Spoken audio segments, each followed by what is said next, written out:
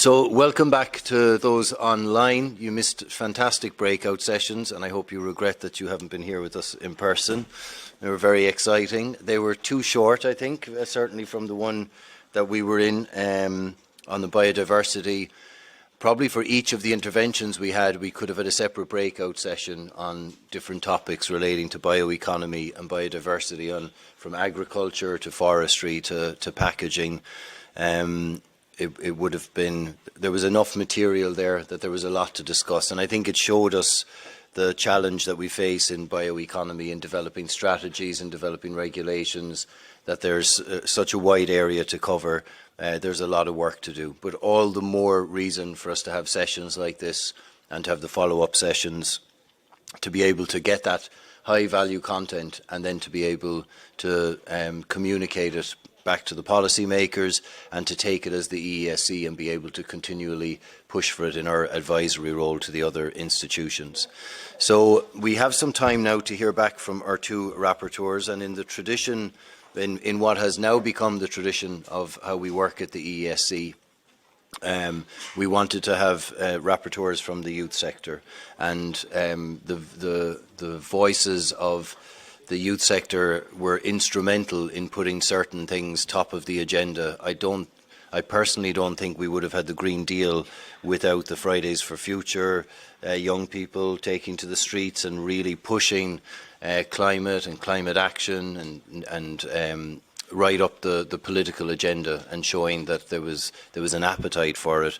And once we started as an institution here engaging with youth organisations, it was amazing to see the level of knowledge and understanding on topics that these different youth organisations had. So I'm delighted that we have two rapporteurs who joined us for the session today and took on the role of reporting back from the groups.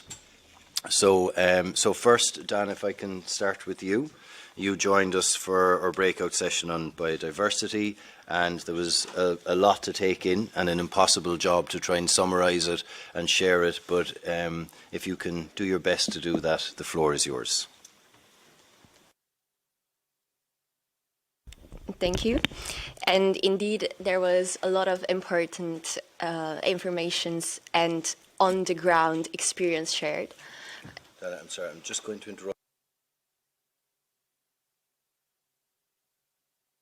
There we go.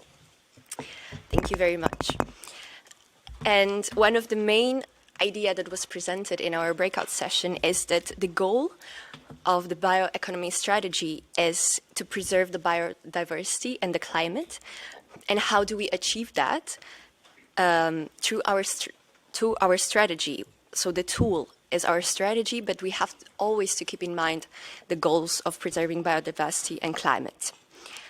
Given the political and economical context right now, we know that the big attention and there is a big shift in priorities in Europe, and now the priority is how we can enhance our competitiveness. But there is a problem because it's very difficult to make biodiversity competitive. And we have to always keep in mind that we have right now three crises: the climate change, the biodiversity loss, and the pollution. And these three crises will not disappear. We will have to tackle them, and we will have to work towards enhancing and protecting our environment. There was another question that was repeated on, and that question is: how can we combat zero pollution and protect biodiversity in the same time? As well, given the fact that there is a scarcity in the biomass. And we had also the question, how can the legislative sector help in this context? What legislation can be put in place to enhance it? We had very great interventions from ECOS and from CEPF, from Sami and Daniel. And we had a big forestry focus in the room. We have a lot of representatives from the forestry sectors, and they presented to us that the timber production in Europe is very important to us, and what forests can provide for us, it's great, it's monumental, because forests, of course, right now there are also researches that are showing us that forests and the biomass produced by the forest can be used in other aspects. They also presented the fact that at the moment that we are speaking, 17% of forests are the same age, so our forests are aging, and 1/3 of the forests contain the same species of trees. And as they presented, if we have more species of trees, then the biodiversity is more diverse. And how can we help that? They also presented that we can work with nature, and in the same way, we can also save money, because the biomass can fertilize the forest, so we do not have to use chemical fertilizers.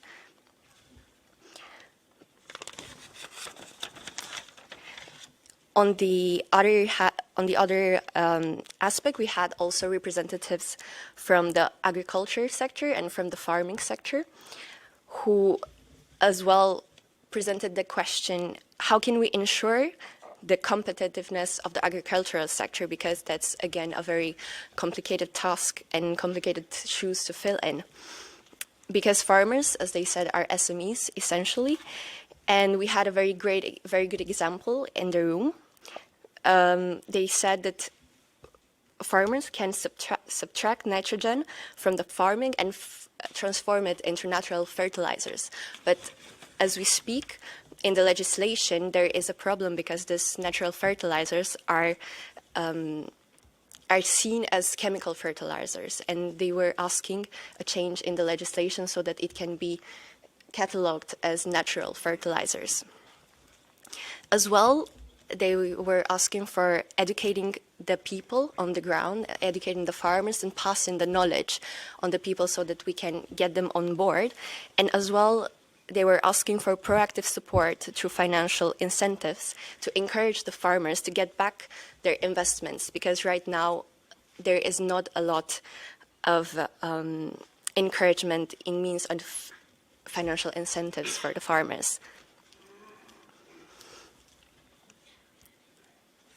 And to sum up, what is the way forward to go? The way forward is we need to enhance the environmental protection, and we need to enhance market incentives. And now that I remember, we also had a very interesting example from a lady. She was presenting us, for example, the packaging that is bio-based packaging. And she was telling us that there is no clear understanding to the people, to the end consumers, what it means that a packaging is bio-based. It contains bio-based material, because they take that packaging and they think they can put it into the nature, into the soil, but that's actually harming the environment, because they do not have a clear understanding of what these bio-based materials are. Thank you. I really think that's an impossible task to try and sum up all of the different interventions, but very well done, Danny. You've put tremendous pressure now on Justin Chan, who joins us from Generation Climate Europe. Justin, your breakout session, I presume, was just as interesting, and as rapporteur, please share with us the summaries of what you found.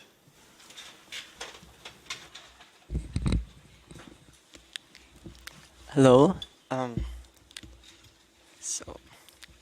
So our breakout session was about contextualizing the bioeconomy strategy in improving competitiveness. So it was actually discussion of our breakout group started with the definition of what should be a bioeconomy. What is the definition of bioeconomy? Interesting enough that it was linked to how we thought of competitiveness, and it's by defining it.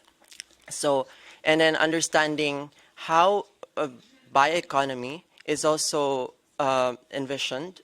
And one of the things that came up was how it's linked to planetary boundaries, and how it's also related to circular bioeconomy. So one of the wishes that our breakout group was opening up, bringing forward, is defining bioeconomy as circular. Not just because inherently bioeconomy it has intersections with circularity, but it's still linear. So how do we make it into circular is the question, one question. And also what came up was, of course, in order to understand our competitiveness, first we have to understand what is the value. What is value, and how do we even define value in the first place? That's also another wish, aspiration that we want to be in this bioeconomy strategy, is understanding what is definition of value, what is high value. And then from then on, by understanding what value, then we can understand what kinds of markets that could be tapped into. And in addition to that, then what we understand, we try to tackle what kind of market incentives to boost the market to boost the market on bio-based materials. And there was a lot of type of incentives, like there was like that comes from the public procurement, but in addition to that, there's a lot of like VAT reduction for products, for direct investment subsidies, and also just in like also making the encouraging public procurement of bio-based products, and also at the same time, not only market incentives should be taken account for, but also the design of the products themselves. So we have to take into designing the product, and then also there was actually an input, a suggestion, where we have because right now there's recycling content, a percentage of recycling content to put into bio-based to products. But then what if there's also bio-based percentage of bio-based content into products? Maybe that would be something that we can also think of, and it could be called as one of our was brought up. It could be called circular input or along those lines, which is like a bio-based or renewable content that could be put into the product as well. And so aside from market incentives and also product-based incentives, definitely we should also look into education. But then educating people or educating universities, being put into curricula, we first need to understand first what is bioeconomy. Understand first how we define bioeconomy, and understand first how we see value, what is value, and then from then on we can educate universities and also stakeholders with regards to this. So yes, thank you so much.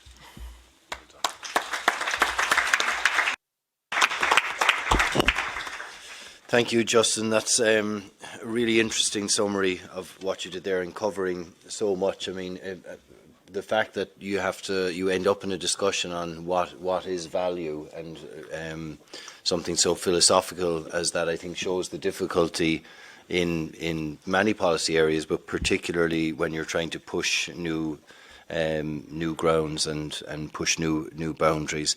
So it would be interesting, before we open the floor, to hear from the Commission representatives, Wim and Emmanuel, who what you thought of the breakout session. Maybe, Emmanuel, we shared the podium for the one that Dana reported on. Maybe you could share some initial reactions, and also perhaps to what you heard from Justin, and then the same from Wim. So, Emmanuel. Thank you very much. So now very interested to listen to what has happened in the competitiveness session on bioeconomy. And I see that you focused on what matters, which is about the definitions, which are key so that everybody understands what we are talking about. And this reminds me actually of an opinion from the Economic and Social Committee who gave as one critical advice to the other institutions to be clear about what the bioeconomy is, how we define it, about the interplay with circularity. And you also, I think, are spot on when you say, what does it mean to be circular in the context of this bioeconomy? Because there can be many meanings. What is high value? The same. Who is going to define what is high value? Is it the market? For example, on biofuels, is it the regulatory incentives also on biofuels? What is the list of critical biomaterials which we need to incentivize and why? And also you flagged the importance of skills and education, and this is also something that we have heard also in our session for different types of citizens. So clearly, although the European Union doesn't have a big competence on skills and education, we can still support member states in doing more and build on what has been already launched in terms of the education with the connections which are already there, thanks to colleagues in RTD, on bioeconomy universities, or on the bioeconomy youth ambassadors as well. So I think that you've achieved also in an hour a good summary of the key challenges to reply to in the bioeconomy strategy at the end of the year. Thank you. Thank you, Emmanuel. And the intersection between bioeconomy and circular economy is one thing, and don't let anybody tell you the Commission don't listen to the EESC opinions, because you've just referenced one I happen to have in my hand, and the work that we did on that. But Wim, your work it overlaps into food systems then as well, and certainly in the session that we were in, as you heard from Dana, there was a lot of discussion on agriculture, there was discussions on forestry as well. So with your the work you've done in DG RTD on initiating a lot of the bioeconomy work, and also with your own background in working in agriculture, perhaps you have some observations on not only the session that you were in with Justin, but the other one that you heard the report from as well. No, first of all, a big thank you for an engaged discussion. I think that's what we need at this moment, and certainly also happy that to hear that input is being prepared from this group and into the public consultation. So that's very helpful. On food, I would say that a sustainable circular bioeconomy goes over sustainable food systems. I think food systems take 50% of the biomass, have quite an impact on biological resources. And so I think the role of sustainable food systems within a sustainable bioeconomy is clear. The discussion on the definition is important, I think, to form the basis for communicating about what we want to do to a wider audience. And I think what is important is always to stress that the bioeconomy is about solutions based on biomass and biological resources, and that it's not the sector as such, but it's an approach. It's about solutions. It's about solutions that can benefit many sectors, and not to forget, also it's about nature-based solutions that really can help also biodiversity and the role of different sectors in achieving a lot of these objectives. So I think that was something that we have to recognize clearly in the definition, alongside also the very clear statement that we can make smart use of biomass and biological resources, but there are finite limits there, and that is intrinsic to the bioeconomy. So it's the recognition of a sustainable bioeconomy that takes into account its limits also. How to put that in practice is keeping also biomass as long as possible into the loop. So cascading use is something that is very much discussed value also, but I think how to put that in practice is a clear challenge that we now have, because it differs per context. The biological resources, biodiversity context is also different per region. So I think the bioeconomy is place-based, and that should be clear also from our implementation of cascading use. So the role of regions and member states is important, also in scaling the solutions, but also making it work in their context. So that's something that we should recognize. And yeah, one thing that I also thought was interesting that came up in the group that I was in was how to deal with the barriers, regulatory barriers. But I think it's important to recognize that with the bioeconomy, transition to bioeconomy, we're in a hotspot of innovation. So you're going to bump against, in a systemic way, almost bumping into regulation. So a good collaboration between all the different parties involved, including the regulators, is important. There's an aspect called regulatory learning. I think that we maybe also have to look at. And the role of education. I just came from two projects that we have been funding that have been very successful in educating or showing what the bioeconomy is to young kids and all the way to higher education. So to show them what is possible with the bioeconomy, what are the principles of bioeconomy, is very important. So thank you very much for all the input. Excellent. Thank you. Thank you. It's very interesting, actually, the knowledge side of it and the sharing of it. And sometimes I wonder whether it's, it's a question for all of you, but whether it's worth putting energy into trying to make everybody aware of bioeconomy or of circular economy, indeed, looking at the broader context of today. Or whether it's better to be more targeted with the stakeholders who are the multipliers, like, if I go to, if we go back to the kind of basics, if I go to make a purchase of a product or a service, and one of them is just more attractive to me because it looks like it's really good quality and it's a good price, and I go for it, I personally think that's better that I then find out that that's the circular product rather than going looking for a circular product. Maybe I'm wrong in that, but I feel like there's a perception sometimes that the sustainable choice or and whatever terminology we put on that, whether it's bioeconomy or circular economy, that it's more expensive and that maybe it's not as high quality. And I think probably all of us in this room know that that's not the case, but it certainly, I think, is a perception that we still need to get past.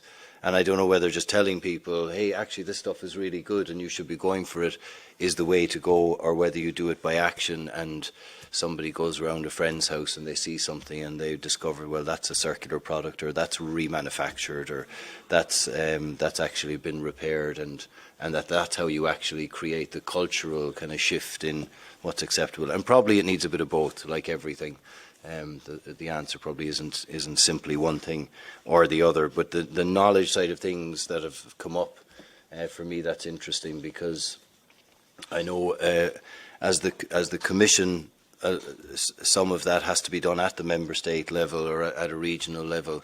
But then I think very successfully with the circular economy, and maybe using the coordination group as multipliers and the leadership groups in a CESP, we were able to get a lot of information out and knowledge sharing through the platform, the Circular Economy Stakeholder platform. And perhaps then we can use that mechanism also for bioeconomy to share knowledge to the key people who need it and can do the most in terms of amplifying it. So we still have, I mean, I shouldn't tell you there's a coffee break at 4 o'clock, but we still have some minutes left in this session. If anyone wanted to ask any questions or share any observations on the sessions that you've had. I think I said in our breakout group, it's just always the case that it's when we come to 5 to 4, everyone will suddenly want to speak. So this is the golden time to get in when the room is calm and quiet. Maybe something else that might stimulate a reaction from you that I thought while listening to the feedback is and this probably reflects where I'm coming from rather than as chairing the meeting. So if you forgive me for a second for changing hats. I worry sometimes about what feels like an obsession with competitiveness, and that's the starting point. Well, everything has to be competitive, and then we take it from there. And I worry about the role of kind of nature in that, or the role of biodiversity in that, when we're trying to start at a point of being competitive, and then we look afterwards at, well, how can we then minimize the damage that we're doing to biodiversity? And I think that there's another starting point that can help us maybe come up with better solutions for that, and not to be too philosophical with it, but I think that although you can observe competitiveness in nature, and we can see the result of that is often hierarchies in nature, and those things work very well to be replicated. When you do observe those things in nature, they're always in the context of a complex ecosystem that's balanced in the whole. You don't just get a hierarchy operating by itself, or it would collapse. And you don't just get competitiveness happening for the sake of somebody to come out on top of that. There's a reason for the competitiveness to fill a particular niche that then creates a whole ecosystem that works sustainably. And to me, that's the overarching goal of creating a sustainable economy that's not just for the economic side of it, but in the principles of sustainable development is also looking at the societal element of it and the environmental side of it. And I think these initiatives, 20 years ago, I think we would have thought these were fantastically ambitious, the circular economy, the bioeconomy.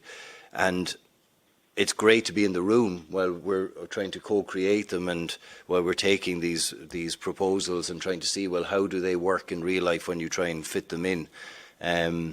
So I'm really happy to be part of the conversation, but I always feel obligated to try and push us to relook at things from a different perspective and from a different angle, so we remember that the reason we're doing it is not just to be more competitive, although that's an element of it, but the reason, my motivation is always so that we are more sustainable, and that we are working within the planetary boundaries, and that we're allowing for future generations, which is why we have an intergenerational panel for society to continue to be able to be prosperous and advance.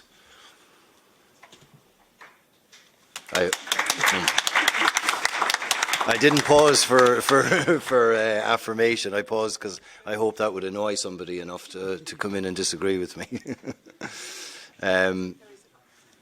Oh, yes, over here, please. Thanks. It's Stefan Meitinger, German Farmer Association. I don't really disagree, but I want to set some points. I think it's important we made some not so good things in the past, using plastics, all the resources that are not renewable. And now I have the fear that we put too much pressure and obligations and conditions on the things that are renewable. Like, for example, in bioeconomy, we did much mistakes in the past, but why should we now put too much pressure on bioeconomy, saying, yeah, you have to fulfill this, and oh, maybe you also hit the planetary boundaries and biodiversity, and for the rest, what we did in the past, nobody really cares. And I think it's a bit unfair, because we don't really give bioeconomy a chance. Like I talked before to a colleague of you, let's look on the sheep that produce wool, and it's thrown away. It's rubbish, because they can't have a market next to the plastic clothes are actually made out of it. And I think it's really, not so good. Also, when I look on the EU deforestation regulation, all these obligations are harming bioeconomy and not fostering it, what we really need. So it's really important to see what conditions have to be set to make it possible instead of saying what conditions has to be set that it's not becoming possible. And I think the turnaround in the mind has to be made to make it a good way. Yeah, thank you. I mean, look, we've come from a linear economy. That's what we've been creating rules and regulations for many years, and we've come from an economy powered by fossil fuels for many years. So any kind of transition is going to be uncomfortable and going to require that shift to happen. And that's the reason that we're all here, and that's the reason we have policymakers here as partners who are not hiding away and just imposing things, but actually throwing doors open to say, well, tell us what you think and let us try and take them on board. And certainly from our side, the ESE, where that's what we do in a very formalised way, we see that that works. So all of these criticisms are welcome, and we always try and attach them then to, well, what would you do differently? You know, that's the question that always gets thrown back. Well, okay, you don't think this is the right way to go. What way should we go? Because we do need to have some direction and some steerage, and at least going in broadly the right direction is better than just staying stagnant and not doing anything. But I would argue that's what this is for, in order to get these kind of inputs in. So maybe you have specific, maybe if you'd like to follow up with specific examples of things that you feel are hindering, or there's other mechanisms to do that later on as well. But those comments are also very welcome to challenge us to do better, for all of us to do better. Killian, you've once again taken us back to some more fundamental questions. And I think some of the frustration that's been expressed today is about the way business operates and competes. And at INSEAD Business School, this is a plug, incidentally, at the end of this session for a book that's about to be published. So I'd strongly recommend it to people. I think it's going to be very influential. INSEAD Business School has got Professor Subi Rangan at it. Subi has brought together 14 of some of the world's leading minds, and he's about to publish through the Oxford University Press this month, possibly next month, something called Core Assumptions in Business Theory, a wedge between performance and progress. And I think a lot of what we have worried through today, Subi will cover, and is recommending a change in the way in which we measure performance at the business level. Because I think everybody knows that we have to change, but everybody's complying with metrics that we've had for 200 years. And it's led us to this challenge where we are not improving our resource efficiency. So if nothing else, I would say feel positive by picking up this book that's coming in the next few weeks, reflect on it, and I think it will set out a pathway for how business can perform differently in the future.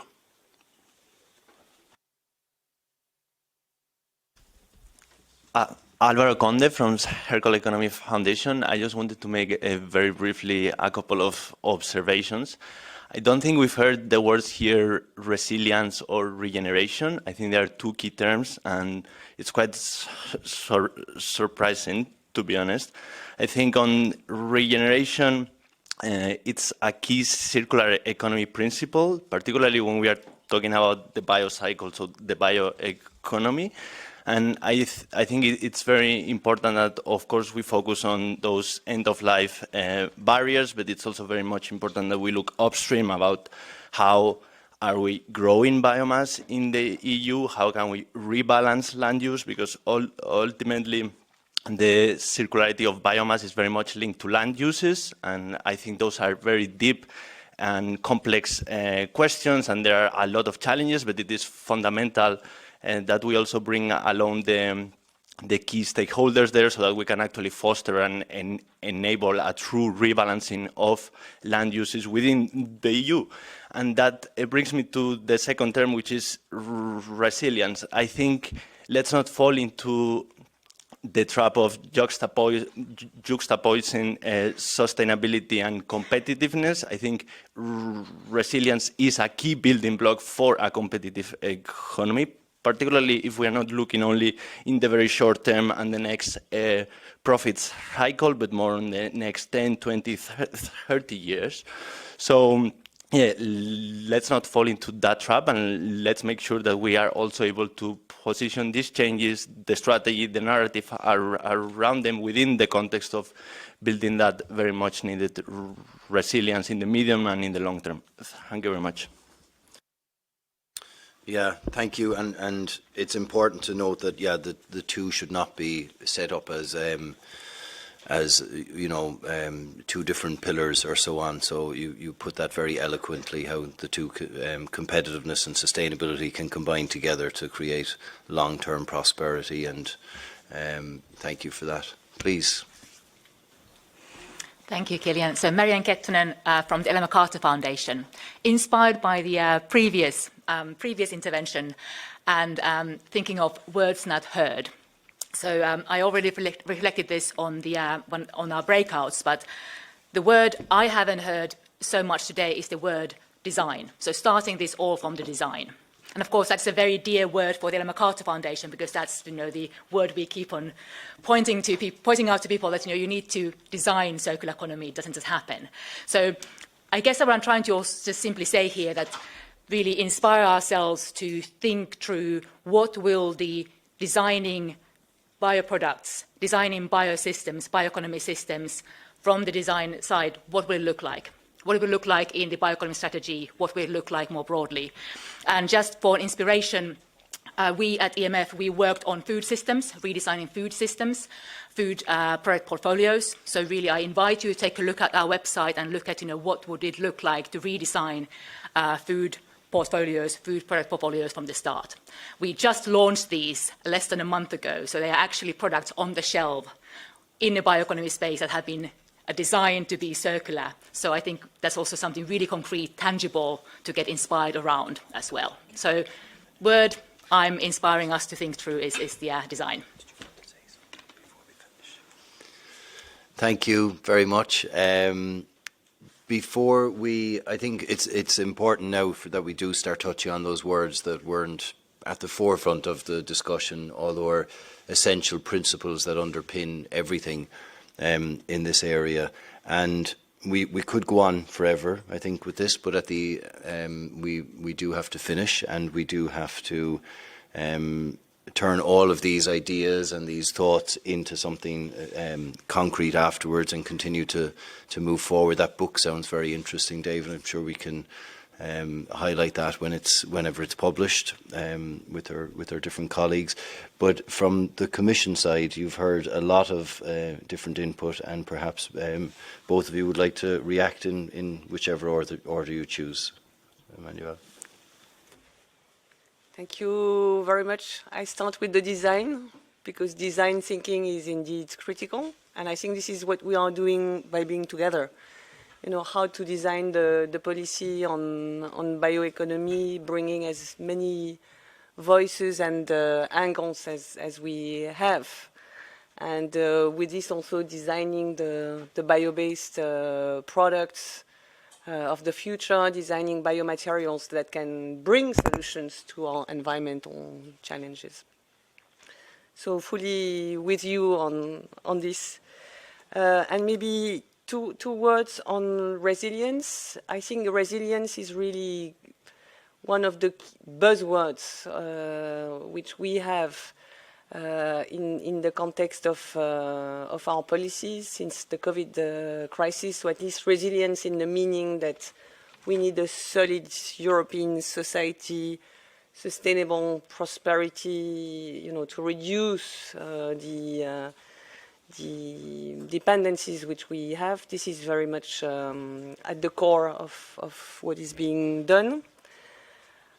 On regenerative, I think there is a debate there, and we have entitled our public consultation a competitive, regenerative, and circular bioeconomy. So regenerative is there. However, I hear also voices saying, what do you mean by regenerative? Because in EU law, you don't have a definition of what regenerative means. So you are now inventing a new definition of green sustainability. You're departing from the agreed legal concepts. And so at first I was taken a bit aback by surprise, saying regenerative seems very natural to me. But I think this is indeed one issue of the debates. You know, how would we define this? Is it really needed compared to, you know, the environmental protection which we have already? Do we need a definition in EU law or not? Or it's the concept? So thank you very much for bringing this. Wim, I hand over. Thank you. Yeah, a couple of remarks from on an interesting discussion. First, the comparativeness versus sustainability question. I think that the bioeconomy's concept or approach always has in mind to bring forward solutions that advance the 3 dimensions of sustainability. I think that should be clear. So it's an approach that aims to be holistic and from that perspective. I think there's an important sentence in the political guidelines that our president put forward is, and that also comes from Mario Draghi. We have to make a success of the green transition. I think it's an interesting sentence because you say the green transition is there. You just have to make a success of it. And I think, and basically you have to do that, you have to hear the different perspectives, including those that are maybe operating on the basis of wrong core assumptions. And I think it reminds me of system thinking and the idea from ecology, where you started, that to reconfigure systems, there are many things you can do, but changing core assumptions is maybe one of the more powerful ones. But that's maybe, but also elements like design can really be a big impact to redesign and reconfigure supply chains, for example. So that's definitely something that comes to mind. On resilience, I agree. I think it should, solutions for the bioeconomy, in the bioeconomy need to strengthen our resilience. There's many aspects to that. I think our systems today are stable and resilient, but maybe not long term. So I think that will be something that we have to take into account. But I come back to that sentence: make a success of the green transition. That is something that definitely the bioeconomy can make a substantial contribution to. Thank you. And just a final word then from our rapporteurs in like one minute or so. Justin, you have a final thought for us? With this session, I come to reflect on the topic on regeneration and how perhaps we can base, or a huge component of what could regeneration mean is could be related to intergenerational justice. How we make regeneration, there's different ways to, perhaps there's different practices to make regeneration possible, but for what purpose? And then we can look at, yes, is this for future generations perhaps? And so I think that is could be a huge component that we could really ponder upon when we think about this. Thank you. And Dana? Yes, and thank you. My last words are, I want to say that indeed I also fully agree that the basis of making the green transition a success and making Europe competitive again is the fact that we need a resilient society.